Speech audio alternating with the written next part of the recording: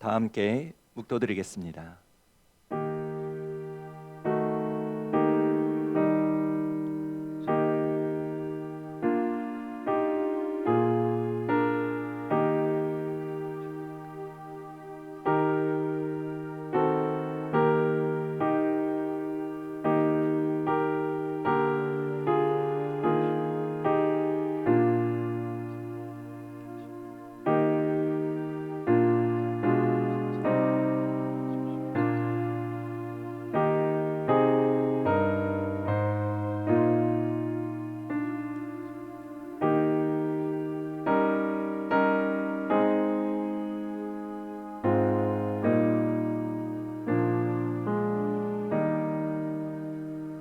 내가 여호와를 항상 내 앞에 모심이여 그가 나의 오른쪽에 계심으로 내가 흔들리지 아니하리로다. 이러므로 나의 마음이 기쁘고 나의 영도 즐거워하며 내 육체도 안전히 살리니 이는 주께서 내 영혼을 수월에 버리지 아니하시며 주의 거룩한 자를 멸망시키지 않으실 것임이니이다. 주께서 생명의 길을 내게 보이시리니 주의 앞에는 충만한 기쁨이 있고 주의 오른쪽에는 영원한 즐거움이 있나이다. 아멘. 우리 삶의 주인이 되시는 사랑의 하나님, 오늘도 우리를 예수 그리스도의 보혈로 하나님을 예배할 수 있도록 인도하여 주시니 감사를 드립니다. 이 시간 성령께서 우리 마음을 주장하사 온 마음과 뜻을 다하여 하나님을 예배할 수 있도록 인도하여 주시옵소서. 어지러운 세상을 살아가면서 지친 몸과 마음이 주님의 위로와 평안을 얻게 하시고 주님 주시는 말씀과 지혜로 우리를 교훈하사 믿음 안에서 세상을 살아갈 수 있는 능력을 우리에게 허락하여 주시옵소서. 모든 영광을 우리 주님께 올려드리며 사랑이 많으신 예수님의 이름으로 기도하옵나이다. 아멘. 다 같이 기립하셔서 찬송가 10장 찬양 드리겠습니다.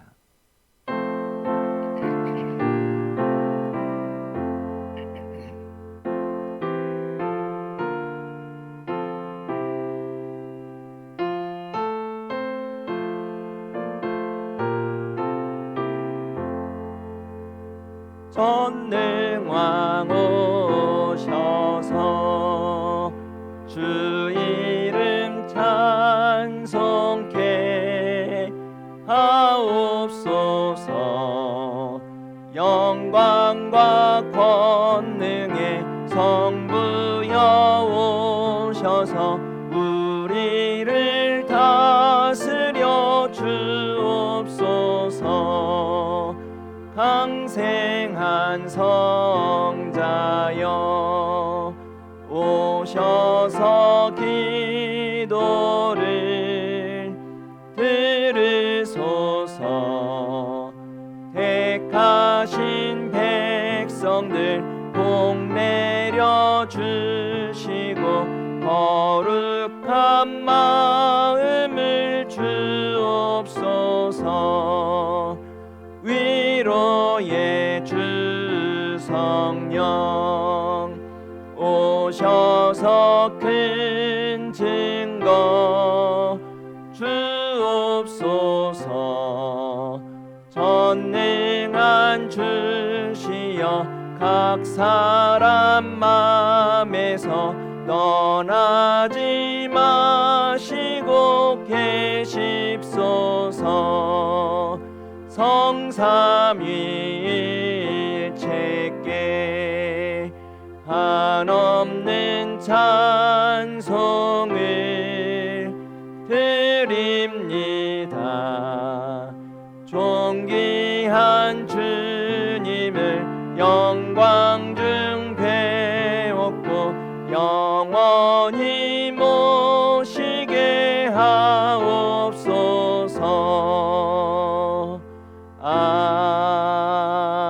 아멘. 교동문 44번입니다.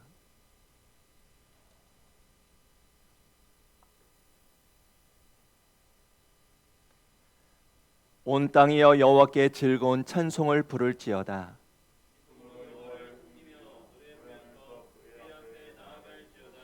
여호와가 우리 하나님이신 줄 너희는 알지어다.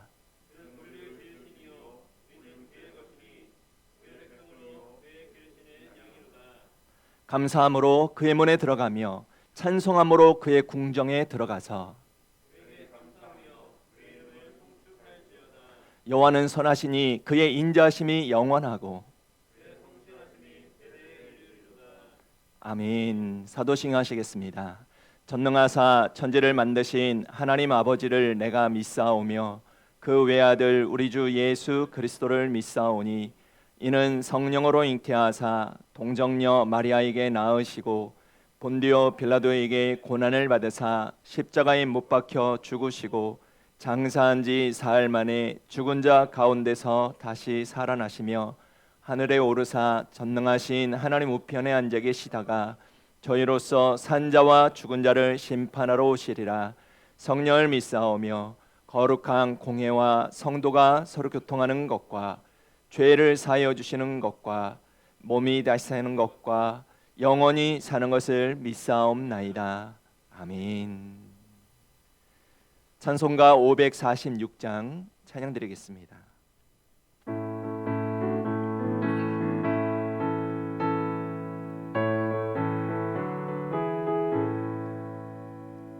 주님 약속하신 말씀 위에서 영원토록 주를 찬송하리라. 소리 높여 주께 영광 돌리며 약속 믿고 굳게 서리라. 굳게 서리 영원하신 말씀 위에 굳게 서리. 굳게 서리 그 말씀 위에 굳게 서리라. 주님 약속하신 말씀 위에서 세상 염려 내게 엄습할 때에 용감하게 힘써 싸워 이기며 약속 믿고 굳게 서리라. 굳게 서리 영원하신 말씀 위에 굳게 서리. 굳게 서리 그 말씀 위에 굳게 서리라. 주님 약속하신 말씀 위에서 영원하신 주의 사랑 힘입고 성령으로 힘써 싸워 이기며 약속 믿고 굳게 서리라. 굳게 서리 영원하신 말씀 위에 굳게 서리. 굳게 서리 그 말씀 위에 굳게 서리라. 주님 약속하신 말씀 위에서 성령 인도하는 대로 행하며 주님 품에 항상 안식 얻으며 약속 믿고 굳게 서리라. 굳게 서리 영원하신 말씀 위에 굳게 서리. 굳게 서리 그 말씀 위에 굳게 서리라.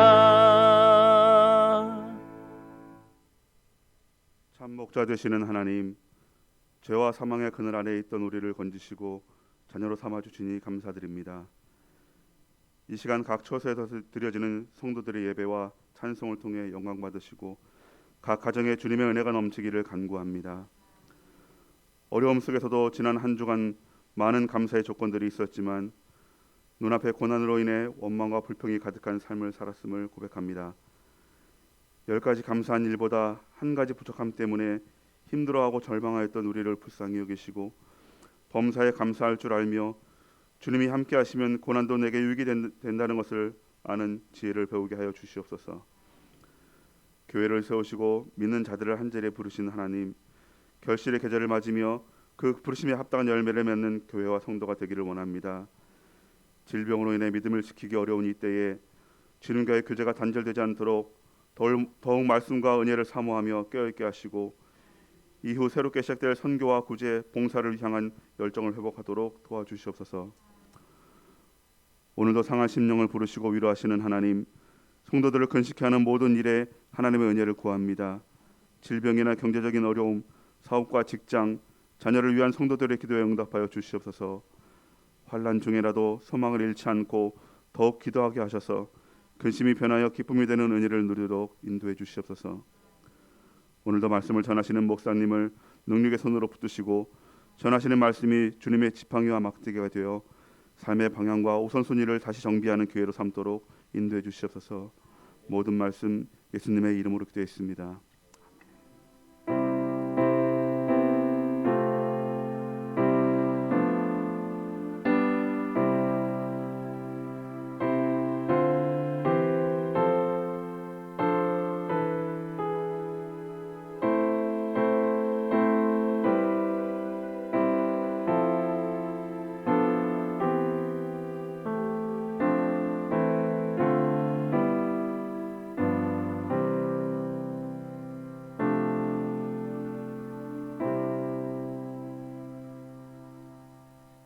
교회 소식을 전해드리겠습니다.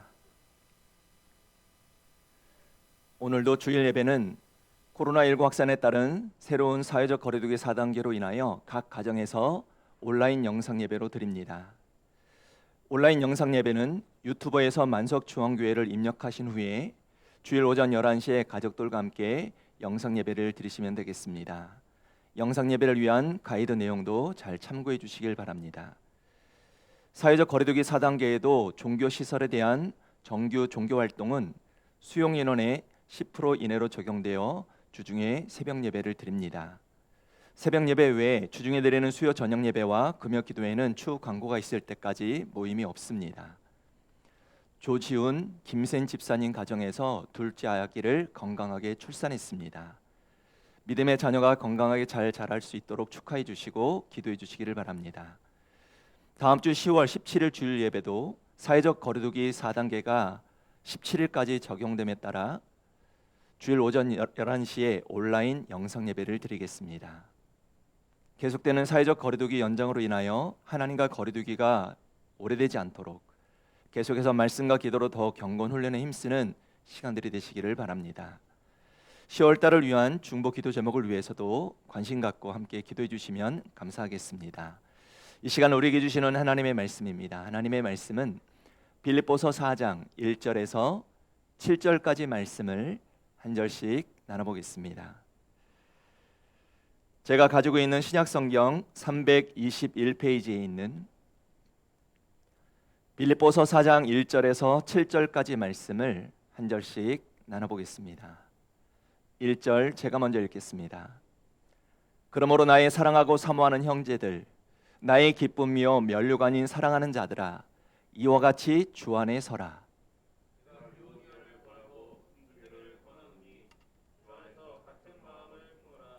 또 참으로 나와 멍에를 같이 한 내게 구하노니 복음에 나와 함께 힘쓰던 저 여인들을 돕고 또한 클레멘드와 그 외에 나의 동역자들을 도우라. 그 이름들이 생명책에 있느니라.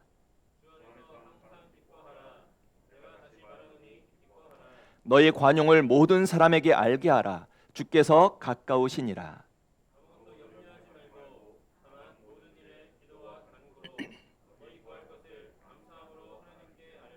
함께 읽겠습니다. 그리하면 모든 지각에 뛰어난 하나님의 평강이 그리스도 예수 안에서 너희 마음과 생각을 지키시리라. 아멘. 사도 바울은 예수님을 만난 이후 새롭게 변화된 삶을 살았습니다. 성경을 보시면 사도 바울은 자신이 이전에 자랑하던 옛 모습들을 모두 버렸다는 놀라운 사실을 고백했습니다. 성경 빌립보서 3장 7절 8절 말씀입니다. 그러나 무엇이든지 내게 유익하던 것을 내가 그리스도를 위하여 다 해로 여길 뿐더러 또한 모든 것을 해로 여김은 내 주 그리스도 예수를 아는 지식이 가장 고상하기 때문이라 있습니다. 사도 바울은 자신의 이 고백처럼 오직 예수 그리스도만을 자랑하는 복음의 증인이 되었고 주님의 종으로 선교사로 아시아와 로마 제국을 3번이나 다니면서 복음을 전했으며 신약 성경의 27권 가운데 13권을 성령으로 기록했고 가는 곳마다 교회를 세우고 하나님의 위대한 종으로 사명을 감당하며 살았습니다. 그런데 사도 바울이 하나님의 영감으로 기록한 13권의 말씀을 자세히 살펴보면 사도 바울이 복음을 전하고 가르칠 때마다 자주 강조하는 말씀을 발견할 수가 있는데 그 말씀은 바로 주 안에서라는 말씀입니다. 즉 사도 바울은 그리스도 안에서, 주 안에서라는 이 말씀을 자주 강조했는데 이 말씀을 이렇게 강조한 이유는 이 말씀이 바로 사도 바울의 신앙의 핵심이었기 때문입니다. 그래서 사도 바울은 신약 성경만 무려 160회 이상 주 안에서라는 말을 강조했습니다. 오늘 본문에도 보시면 사도 바울이 빌립보 교회 성도들 향하여 권면한 말씀이 나오는데 오늘 말씀에도 보시면 주 안에서라는 이 말씀이 본문에만 4번이나 기록되어 있습니다. 그렇다면 성도 여러분, 지금 사도 바울이 빌립보 교회 성도들에게 주 안에서라는 이 말씀을 강조하고 있는 이유는 뭘까요? 안타깝게도 당시 빌립보 교회 안에는 의견의 불일치로 성도들끼리 다투고 있었고 이를 바라보는 성도들의 믿음이 요동치고 있던 때였습니다. 게다가 외부적으로는 로마 정부의 기독교 탄압이 있었고 복음을 전하는 헬레파 유대인들이 교회 성도들을 현혹하고 있던 때였습니다. 이로 인하여 당시 빌립보 교회는 심각한 갈등과 다툼 그리고 두려움으로 분열될 위기에 처해 있었습니다. 이에 사도 바울은 감옥에 갇혀 있는 상황이었지만 빌립보 교회 성도들에게 사랑의 마음을 담아 권면의 말씀을 전합니다. 오늘 본문 1절을 보시길 바랍니다. 그러므로 나의 사랑하고 사모하는 형제들, 나의 기쁨이여 면류관인 사랑하는 자들아, 이와 같이 주 안에 서라 있습니다. 여기 서라라는 이 말씀은 원어상 의미로 초소를 포기하려는 적들의 압력에도 불구하고 초소를 견고하게 지키고 서 있는 군인의 태도를 가리키고 있는 군사적인 용어입니다.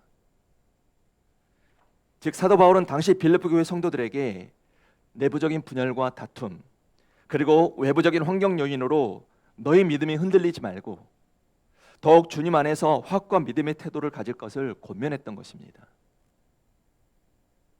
중요한 사실은 오늘 우리도 당시 빌립보 교회 성도들처럼 내부적으로 그리고 외부적으로 신앙생활의 위기를 만날 때가 있다는 것입니다. 예를 들어 오늘 우리도 내부적으로는 지속되고 있는 코로나19 상황으로 인하여 건강에 대한 두려움이나 염려, 근심, 우울증으로 인하여 마음이 흔들릴 때가 있고 영적 예배의 부재로 인하여 신앙생활이 흔들릴 때가 있다는 것입니다. 외부적으로는 가정 경제의 어려움이나 실직 또는 생각지 못한 질병 등으로 삶의 기반이 흔들리는 어려운 상황을 만날 때가 있다는 것입니다. 성도 여러분, 이처럼 오늘 우리가 만나는 이 위기 상황으로 인하여 우리 믿음이 흔들리지 않으려면 주님 안에 견고히 서는 자가 되어야 하는 것입니다. 즉 가서는 안 될 자리 또는 있어서는 안 될 자리에 서 있으면 실족하게 되고 결국은 넘어지게 된다는 사실을 깨달아야 하는 것입니다. 오늘 우리가 반드시 서 있어야 할 자리를 잊어버린다면 불행한 삶을 살게 된다는 것을 잊어서는 안 된다는 것입니다. 그렇다면 오늘 우리가 만나는 인생의 힘들고 어려운 문제들로 인하여 우리 믿음이 흔들리지 아니하고 주를 믿는 그리스도인으로서 주를 믿는 믿음 안에서 확고히 서 있으려면 구체적으로 어떤 삶을 살아야 할까요? 우리가 주님 안에 확고히 견고히 서 있는 자가 되기 위해서 잊지 말고 기억해야 될 것이 있습니다. 주님 안에 굳게 서기 위해서는 첫째, 주님 안에서 같은 마음을 품어야 한다는 것입니다. 오늘날 인류의 역사는 다툼의 역사라고 해도 과언이 아닐 것입니다. 그래서 인류의 모든 역사에는 전쟁과 다툼이 항상 있어 왔습니다. 그런데 인류 역사만이 아니라 성경에도 보시면 인간의 다툼이 기록되어 있습니다. 바로 최초의 인간 아담의 가정에 생긴 다툼이었습니다. 이 다툼을 잘 풀지 못해 첫째 아들 가인은 동생 아벨을 돌로 쳐 죽이고 말았습니다. 오순절 성령으로 충만하던 초교회 안에도 다툼의 문제가 있었습니다. 바로 히브리파 그리고 헬라파가 서로 구제 문제로 다투었기 때문입니다. 바울과 바나바도 마가 문제로 다툰 적이 있었습니다. 이처럼 교회도 인간이 사는 곳이기 때문에 다툼을 피할 수 없는 것입니다. 그렇게 오늘 본문에 나오는 빌립보 교회도 인간의 다툼이 있었습니다. 그럼 빌립보 교회 안에 다툼의 주인공들은 누구였을까요? 오늘 본문 2절 말씀 보시길 바랍니다. 내가 유오디아를 권하고 순두개를 권하노니 주 안에서 같은 마음을 품으라 했습니다. 성도 여러분, 지금 사도 바울은 실명으로 다툼의 주인공들이 바로 유오디아와 순두개라는 사실을 밝혔습니다. 그런데 여기 유오디아라는 이 여인의 이름이 성공적인 여행 혹은 순조로운 여행이라는 뜻을 가진 이름이었고, 순두개라는 이 여인의 이름은 행훈, 행복한 교회라는 뜻을 가지고 있는 이름이었습니다. 그런데 이 두 사람은 자기 이름과는 다르게 교회 안에서 지금 다툼을 일으켰던 것입니다. 그럼 다툼을 일으킨 이 여인들은 어떤 여인들이었을까요? 교회를 비난하거나 박해하는 여인들이 아니었습니다. 3절 말씀을 보시길 바랍니다. 또 참으로 나와 멍에를 같이 한 내게 구하노니 복음에 나와 함께 힘쓰던 저 여인들을 돕고 있습니다. 놀랍게도 이 두 여인은 바로 사도 바울의 복음 전도를 위해 함께 힘썼던 동역자들이었던 것입니다. 교회 일꾼들이었던 것입니다. 아마 이 두 사람은 사도 바울이 빌립보 교회를 세울 때 주도적인 역할을 감당했던 여인들일 것입니다.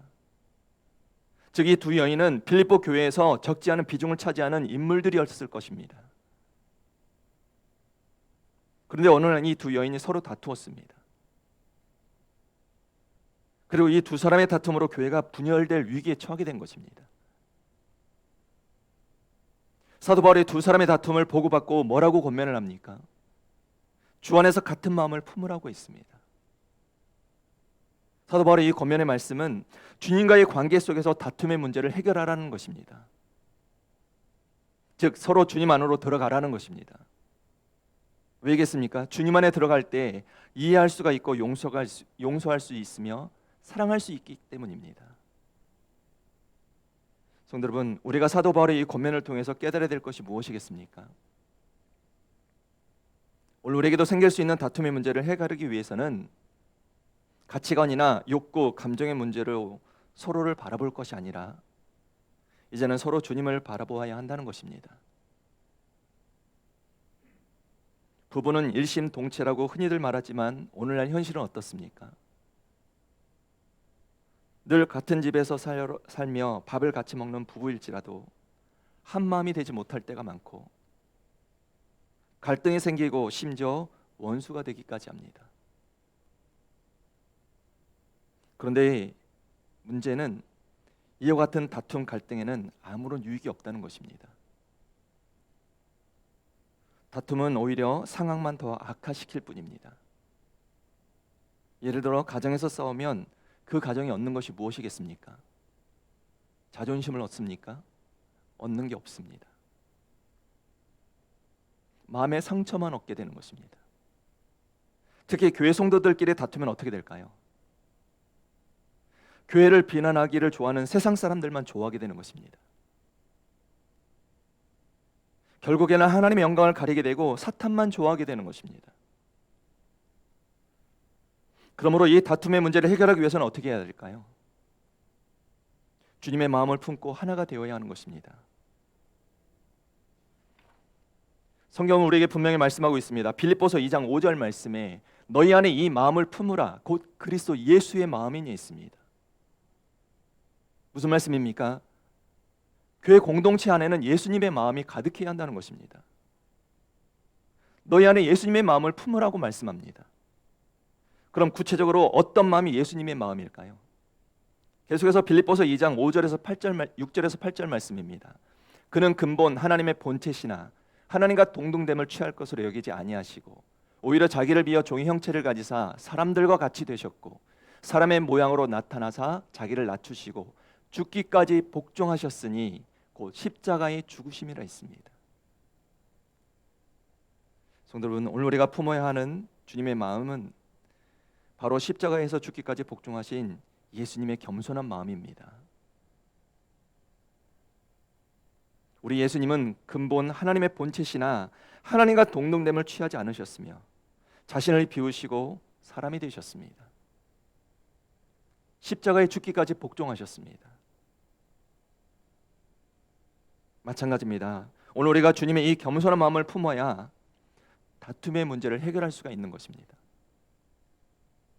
즉 서로 다투었던 유오디아도 그리스도의 겸손한 마음을 품어야 하는 것이고, 순두개도 그리스도의 겸손한 마음을 품는다면 마음이 일치가 되고 다툼은 사라지게 되는 것입니다.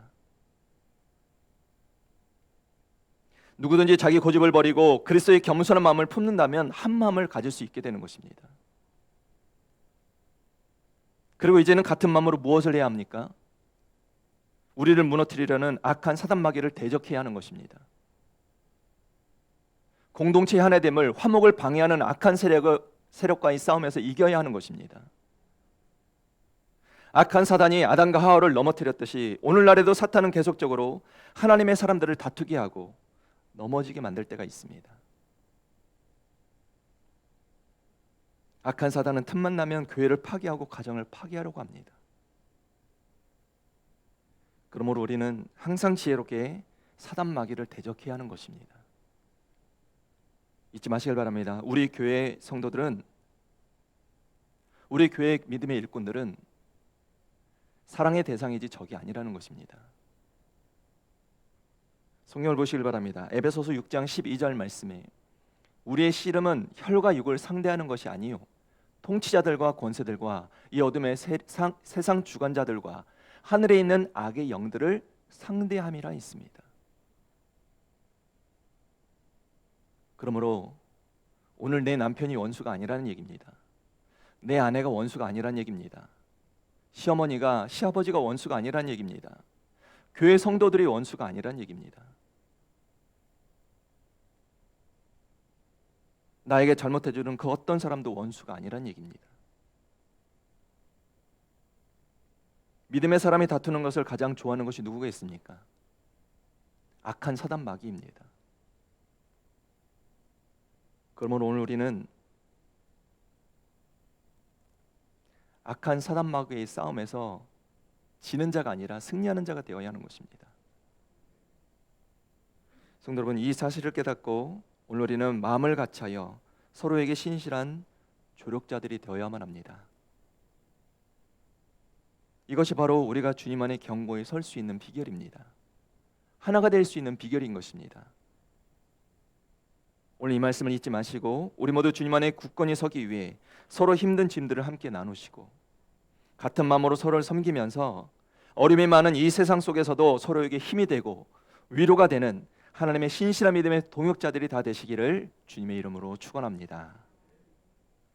두 번째로, 주님 안에 굳게 서기 위해서 우리가 잊지 말아야 될 것은 주님 안에서 항상 기뻐하며 살아야 한다는 것입니다.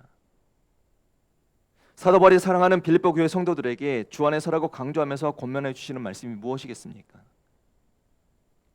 본문 4절 보시길 바랍니다. 주 안에서 항상 기뻐하라. 내가 다시 말하노니 기뻐하라 있습니다. 성도 여러분, 지금까지 사도 바울은 이 기뻐하라는 말씀을 빌립보서를 통해서 계속해서 강조해 왔습니다. 우리가 지난주 함께 나눴던 말씀입니다. 빌립보서 3장 1절에도 보시면 끝으로 나의 형제들아 주 안에서 기뻐하라 있습니다. 심지어 로마 감옥에서 자신이 죽게 된다 할지라도 기뻐하고 기뻐하겠다고 고백했습니다. 빌립보서 2장 17절 18절 다시 보시길 바랍니다. 만일 너희 믿음의 재물과 섬김 위에 내가 나를 전제로 드릴지라도 나는 기뻐하고 너희 무리와 함께 기뻐하리니 이와 같이 너희도 기뻐하고 나와 함께 기뻐하라 있습니다. 사실 사도 바울에게는 기뻐할 만한 상황이 전혀 없었습니다. 로마 정부의 박해를 받는 바울이 기뻐할 수 있었겠습니까? 감옥에 갇혀 언제 죽을지 모르는 자신의 상황을 바라보며 기뻐할 수 있었겠습니까? 자신이 개척한 교회 성도들이 서로 다투고 있다는 소식을 전해 들었을 때 기뻐할 수 있었겠습니까? 그런데도 지금 사도 바울은 기뻐하라고 말하고 있습니다. 왜 기뻐하라고 말할까요? 그 이유가 성경에 나옵니다. 데살로니가전서 5장 16절에서 18절 말씀입니다. 항상 기뻐하라. 쉬지 말고 기도하라. 범사에 감사하라. 이것이 그리스도 예수 안에서 너희를 향하신 하나님의 뜻이니라 했습니다. 무슨 말씀입니까? 우리가 기뻐하며 사는 것이 바로 하나님의 뜻이기 때문이라는 것입니다. 그러므로 오늘 우리는 아픈 일이 있고 슬픈 일을 만나도, 속상한 일이 생기고 짜증나는 일과 괴로운 일이 있어도 기뻐하는 자가 되어야 하는 것입니다. 왜겠습니까? 그것이 하나님의 명령이기 때문입니다. 또한 기쁘지 않은 일이 있어도 기쁘지 않은 이 일들을 덮고도 남을 만큼의 엄청난 큰 기쁨이 우리에게 있기 때문입니다. 그 기쁨이 무엇이겠습니까? 세 가지의 큰 기쁨이 있습니다. 첫째는 우리가 예수님을 믿고 구원을 받았기 때문입니다. 성경 분명히 말씀합니다. 요한복음 3장 16절 말씀에 하나님이 세상을 이처럼 사랑하사 독생자를 주셨으니 이는 그를 믿는 자마다 멸망하지 않고 영생을 얻게 하려 하심이라 있습니다. 여러분 이 말씀 믿으십니까? 하나님은 이 말씀을 믿는 자를 멸망시키지 아니하시고 영생 즉 구원을 얻게 하신다고 하셨습니다. 우리 예수님도 분명히 말씀해 주셨습니다. 요한복음 5장 24절 말씀에 내가 진실로 진실로 너희에게 이르노니 내 말을 듣고 또 나 보내신 이를 믿는 자는 영생을 얻었고 심판에 이르지 아니하나니 사망에서 생명으로 옮겼느니라 있습니다. 그리고 요한복음 11장 25절 26절에도 말씀하십니다. 예수께서 이르시되 나는 부활이요 생명이니 나를 믿는 자는 죽어도 살겠고 무릇 살아서 나를 믿는 자는 영원히 죽지 아니하리니 이것을 내가 믿느냐 하셨습니다. 중요한 사실은 오늘 우리가 주님의 이 말씀을 믿는 믿음으로 영생을 누리게 된다는 것입니다. 천국을 가게 되는 것입니다. 그리고 이 믿음으로 죄를 이기게 되고, 이 믿음으로 죽음을 이기고, 이 믿음으로 사탄을 이기고, 이 믿음으로 탐욕을 이기고, 이 믿음으로 세상의 유혹을 이기고 박해를 이기고, 이 믿음으로 가난과 질병을 이기게 된다는 것입니다. 그래서 이 땅에서도 하나님의 거룩한 백성으로 존귀하게 살게 되는 것입니다. 그런데 안타깝게도 코로나19가 장기화되면서 교회 성도들 가운데 교회 예배를 멀리하고 심지어 교회를 떠나고 있는 사람들이 점차 늘고 있다는 것입니다. 성도 여러분, 우리가 예수 그리스도를 믿고 구원받은 천국 백성이 되었다면 천국 가는 길에서 이탈해서는 안 됩니다. 어떤 일이 있어도 천국 가는 길을 떠나서는 안 된다는 것입니다. 살아서도 지옥 같은 생활을 해서는 안 되겠지만 죽어서 영원한 형벌을 받는 지옥에 가는 자가 되어서는 안 되는 것입니다. 우리는 반드시 천국에 함께 가는 믿음의 백성들이 되어야만 합니다. 바라기는 우리 만석중앙교회 성도들 중에는 코로나19로 인하여 천국 가는 길에서 이탈하는 자가 없기를 바랍니다. 찬송가 작사가로도 잘 알려진 존 뉴턴 목사님이 82세의 나이로 임종하시기 전에 이런 말씀을 남기셨다고 합니다. 내가 천국에 들어가는 순간에 놀라는 일이 3번 있을 것이다. 첫 번째는 전혀 예상하지 못했던 사람들을 천국에서 만나게 될 때이고, 두 번째는 내가 마땅히 천국에 갈 것이라고 예상했던 사람들이 그곳에 없다는 사실을 깨달았을 때이며, 셋째는 나 자신이 바로 그곳에 있다는 사실을 깨달았을 때 깜짝 놀랄 것이다 했습니다. 우리는 천국에서 깜짝 놀랄 만한 일이 없도록 주님이 부르시는 그날이 올 때까지 예수님을 잘 믿고 구원받은 백성으로 살아가는 믿음의 성도들이 되어야 할 줄로 믿습니다. 두 번째로 우리가 주 안에서 항상 기뻐해야 되는 이유는 우리가 하나님의 자녀가 되었기 때문입니다. 주님께서 말씀해 주셨습니다. 요한복음 1장 12절 13절 말씀입니다. 영접하는 자, 곧 그 이름을 믿는 자들에게는 하나님의 자녀가 되는 권세를 주셨으니 이는 혈통으로나 육종으로나 사람의 뜻으로 나지 아니하고 오직 하나님께로부터 난 자들이니라 있습니다. 그렇다면 우리가 하나님의 존귀한 자녀로 어떤 축복을 누리며 살게 될까요? 우리는 하나님의 자녀들이기 때문에 아버지신 하나님께서 우리에게 항상 좋은 것들을 주시는데 그 중에 하나가 바로 우리가 부르짖고 간구하는 모든 기도의 제목들마다 세밀하게 응답해 주신다는 것입니다. 우리 주님께서 분명히 말씀해 주셨습니다. 요한복음 16장 23절 말씀입니다. 내가 진실로 진실로 너희에게 이르노니 너희가 무엇이든지 아버지께 구하는 것을 내 이름으로 주시리라 하셨습니다. 그러므로 하나님의 자녀된 신분으로 세상의 문제로 아픔으로 울상짓고 사는 자가 되지 마시고 항상 기뻐하며 사는 주님의 거룩한 믿음의 백성들이 되시기를 바랍니다. 세 번째로 우리가 항상 기뻐하며 살아야 되는 이유는 하나님이 예비하신 상급을 받기 때문입니다. 우리 하나님은 우리가 이 땅에서 믿음을 지키고 사명을 감당하며 살아간 것에 대해서 모두 기억하시고 그 모든 것들을 하늘의 상급으로 갚아주십니다. 예수님께서 달란트 비유를 통해 말씀해 주시면서 이 땅에서 받은 달란트를 가지고 충성하여 열매를 많이 맺으면 하나님께서 그에 맞게 하나님 나라에서 10골, 5골 그리고 1골을 다스리는 권세를 주신다고 하셨습니다. 그리고 우리 주님께서 분명히 말씀해 주셨습니다. 계시록 22장 12절 말씀입니다. 보라 내가 속히 오리니 내가 줄 상이 내게 있어 각 사람에게 그가 행한 대로 갚아주리라 하셨습니다. 상급이 있다는 것입니다. 이 약속의 말씀을 잊지 마시고 이 세상이 어떻든 어떤 상황이든 우리 주님 안에서 항상 기뻐하며 사시길 바랍니다. 성도 여러분, 우리가 주 안에서 굳게 서는 신앙인으로 살아가려면 원망과 불평을 버리고 우리 주님 안에서 구원의 기쁨을 누리며 살아야 하는 것입니다. 또한 하나님의 존귀한 자녀로서 기도응답의 축복을 누리고 이 땅에서도 그리고 영원한 천국에서도 우리 주님이 예비하신 상급으로 항상 기쁨이 충만한 삶을 살아가는 주님의 자녀들이 다 되시기를 주님의 이름으로 축원합니다. 세 번째로 우리가 주님 안에 굳건히 서기 위해서는 모든 사람에게 너그러운 마음을 가져야 한다는 것입니다. 사도 바울이 주님 안에서 굳게 서기 위한 비결로 주 안에서 항상 기뻐하라고 말씀한 뒤 뭐라고 말하고 있습니까? 5절 말씀 보시길 바랍니다. 너의 관용을 모든 사람에게 알게 하라 있습니다. 여기에 관용이라는 이 말은 관대함, 큰 마음, 너그러운 마음으로도 번역을 합니다.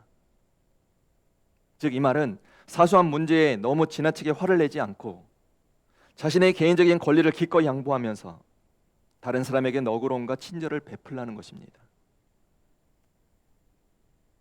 지금 사도 바울이 강조하는 이 관용이라는 말은 법정 용어인 공정함과는 좀 다른 뜻이 있습니다.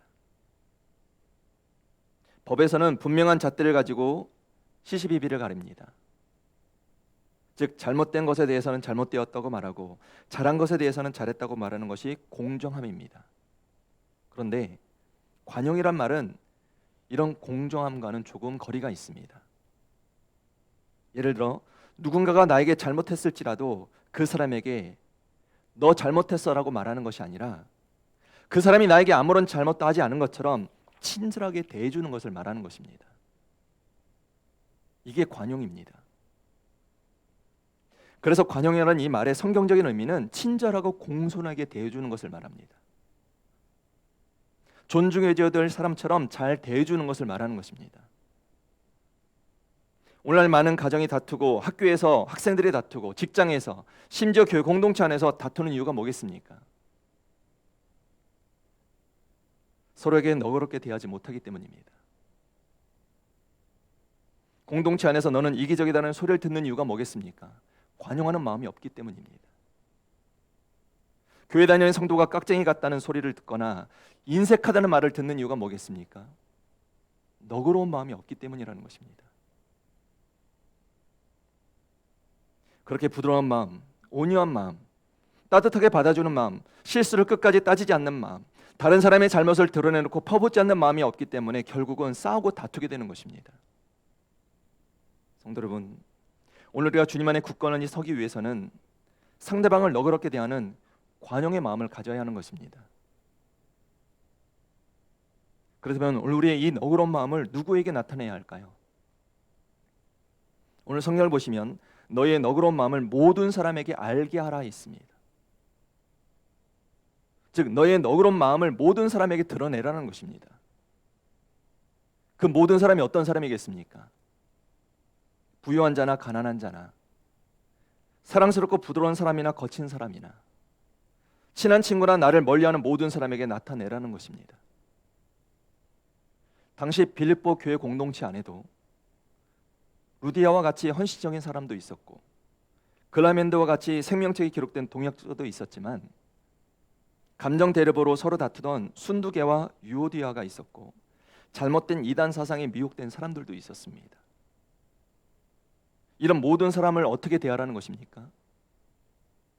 너그러운 마음으로 대하라는 것입니다. 잘한 사람이든 잘못한 사람이든 모든 사람에게 관용을 베풀라는 것입니다. 차별을 두지 말라는 것입니다.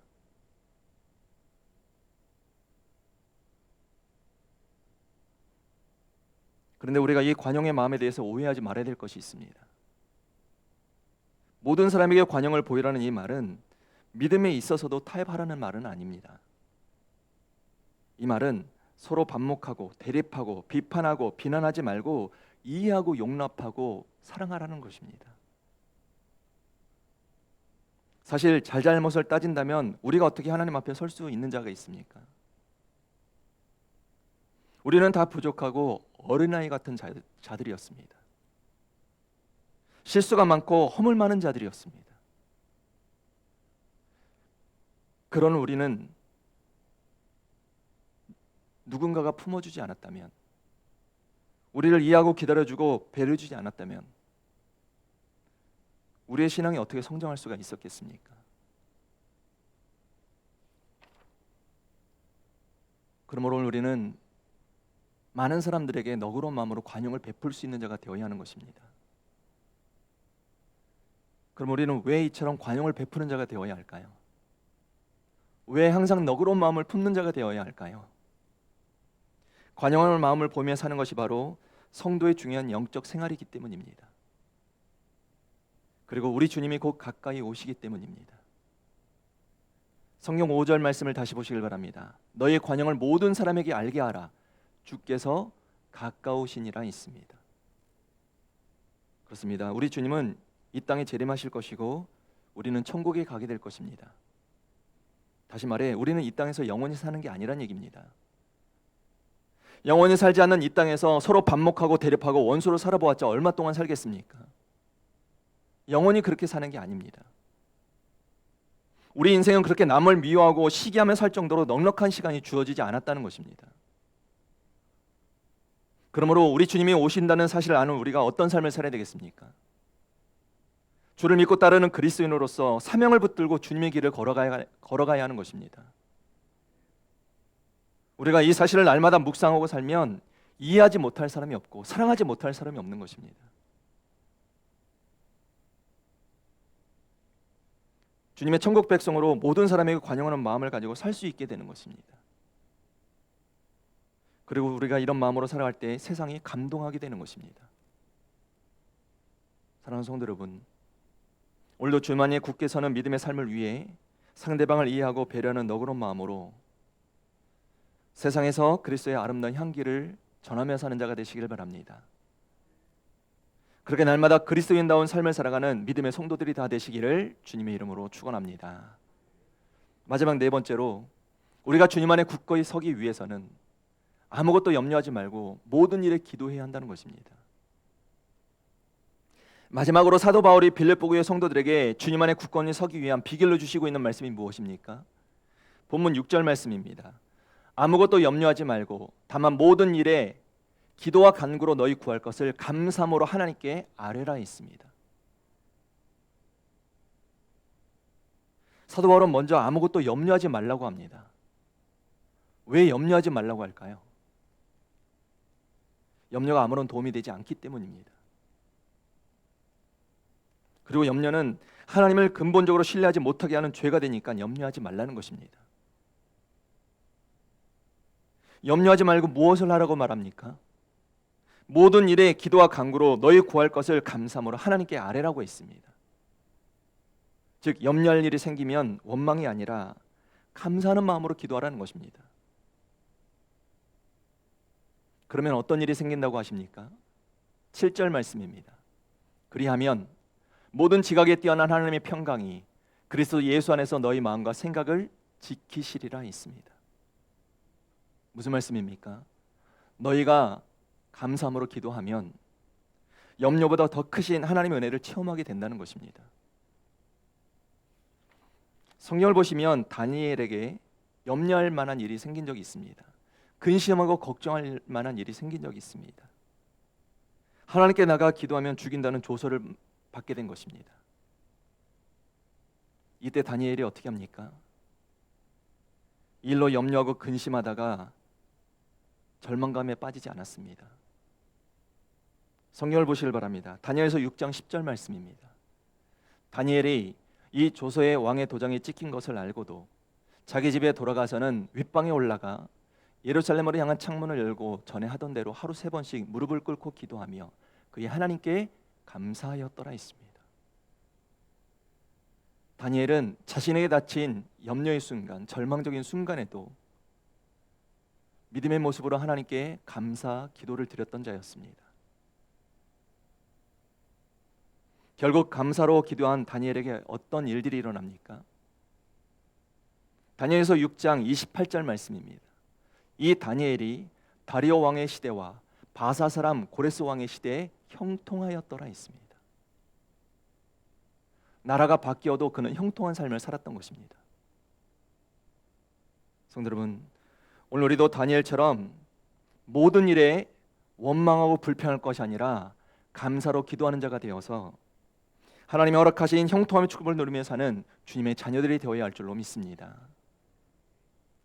하나님은 우리에게 분명히 말씀해 주셨습니다. 베드로전서 5장 7절 말씀입니다. 너희 염려를 다 주께 맡기라. 이는 그가 너희를 돌보심이라 했습니다. 염려하지 말고 무엇하라는 것입니까? 하나님께 기도로 맡기라는 것입니다. 혹시 복잡한 문제가 있으십니까? 가정의 문제나 자녀의 문제나 관계의 문제가 복잡하면 복잡할수록 우리 하나님께 모두 맡기시길 바랍니다. 문제가 많으면 많을수록 우리 하나님께 기도로 모든 것을 맡기시길 바랍니다. 하나님께서 분명히 말씀해 주셨습니다. 잠언서 16장 3절 말씀입니다. 너희 행사를 여호와께 맡기라. 그리하면 내가 경영하는 것이 이루어지리라 하셨습니다. 성도 여러분, 하나님께서 오늘 저와 여러분에게 주시는 이 말씀을 잊지 마시고 오늘 우리가 인생에서 만나는 모든 문제로 낙심하지 말고 믿음으로 기도하는 자들이 되어야 할 줄로 믿습니다. 그렇게 믿음으로 기도하는 제목마다 세밀하게 다 응답받으시고 이제는 염려가 아니라 기도 응답의 축복으로 다가올 날들을 믿음과 소망으로 살아가는 하나님의 거룩한 믿음의 백성들이 다 되시기를 주님의 이름으로 축원합니다. 말씀을 맺겠습니다. 사랑하는 성도 여러분, 사도 바울의 권면처럼 오늘 우리가 이 어려운 시대 속에서도 믿음을 잃지 않고 주님 안에 굳게 서려면 어떻게 살아야 되겠습니까? 먼저 주님 안에서 같은 마음을 품고 서로에게 중요한 조력자가 되어야 한다는 것입니다. 또한 주님 안에서 모든 조건을 초월한 감사, 기쁨을 누리는 자가 되어야 한다는 것입니다. 모든 사람에 대해 배려하고 이해하는 너그러운 마음을 가지고 살면서 이제는 아무것도 염려하지 말고 모든 일에 대하여 하나님께 기도하는 자가 되어야 할 줄로 믿습니다. 그래서 하나님의 구원받은 자녀로 믿음의 자리, 천국 가는 길에서 이탈하지 마시고 끝까지 주님 안에서 견고히 서 있는 그리스도인으로 살아가는 하나님의 존귀한 백성들이 다 되시기를 주님의 이름으로 축원합니다. 기도하겠습니다. 사랑과 은혜의 아버지 하나님, 우리를 하나님의 자녀 삼아주시고 그리고 천국 백성으로 삼아주신 하나님의 은혜에 감사를 드립니다. 주님께서 우리에게 베풀어 주신 은혜를 잃어버리지 아니하도록 날마다 하나님의 백성다운 삶을 살아가는 주의 자녀들 되게 하여 주시옵소서. 어그러진 이 시대 가운데서도 주님 안에 견고히 서가는 주의 자녀들 되게 허락하여 주셔서 생명의 길에서 이탈하지 않게 하여 주시고 이 땅에서도 천국에서도 하나님이 예비하신 상급으로 말미암아 믿음과 소망 가운데 살아가는 주의 자녀들 다 되게 하여 주시옵소서. 이번 한 주간도 그렇게 믿음으로 승리하는 삶을 살아가는 주의 자녀들 되게 하여 주심을 믿사오며 사랑이 많으신 예수님의 이름으로 기도하옵나이다. 아멘. 찬송가 216장 1절 4절 찬양 드리겠습니다.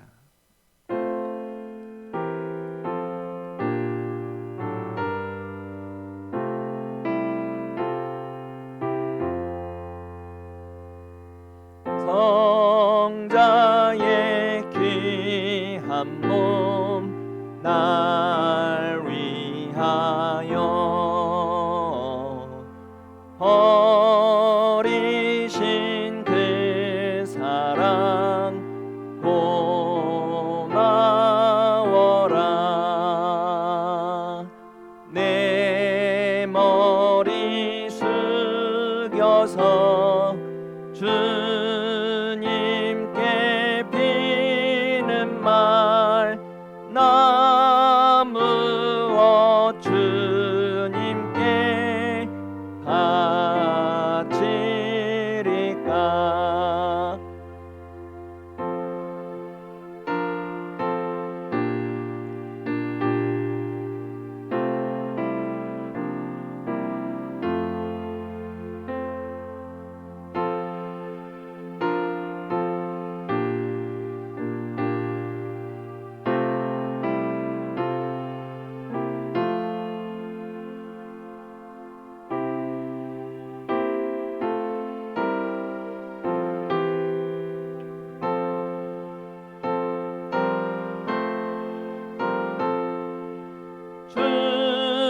주님만 위하여 늘 살겠네.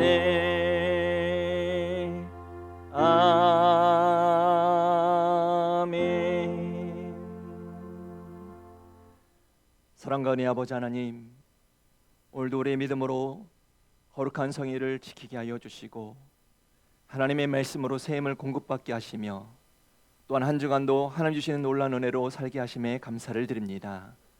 특별히 이 시간 마음을 다하여 하나님 앞에 귀한 예물들을 드리오니 귀한 섬김의 예물들을 기억하시고 흠양하여 주셔서 들어지는 손길 위에 성령으로 기름 부어 주심으로 이 땅을 사는 주의 자녀들이 물질로 어려운 일 당하는 일이 없도록 하나님의 놀라운 약속과 축복을 보장받게 하여 주시옵소서. 또한 심겨진 종류대로 풍성한 열매를 거두게 하여 주셔서 주님이 기뻐하시는 일에 더욱더 힘을 다할 수 있는 주의 자녀들 다 되게 허락하여 주시옵소서. 사랑이 많으신 예수님의 이름으로 기도하옵나이다. 아멘. 다 같이 기립하셔서 주가 보이신 생명의 길, 우리 마음을 다해 함께 찬양하시고 축도로 예배 마치겠습니다.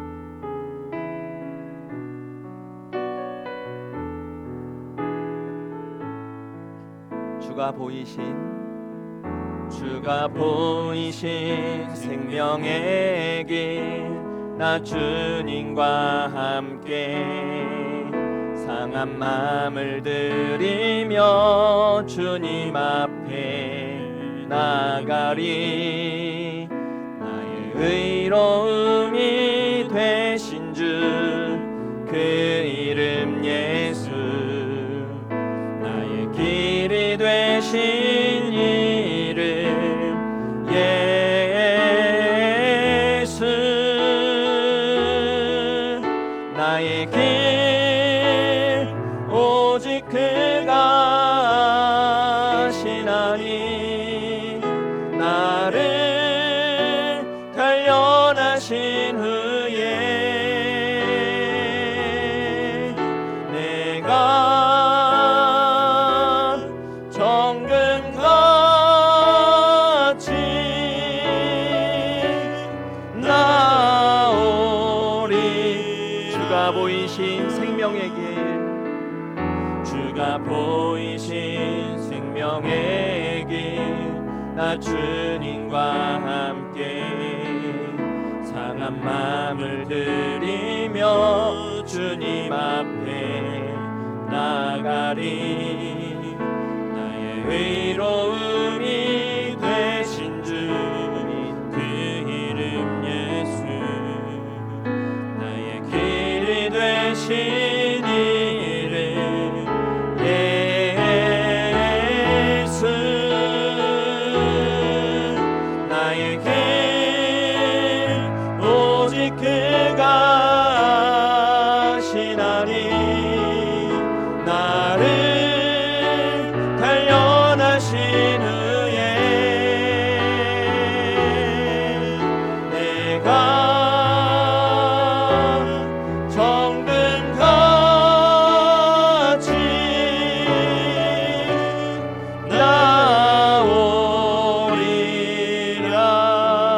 나오리라.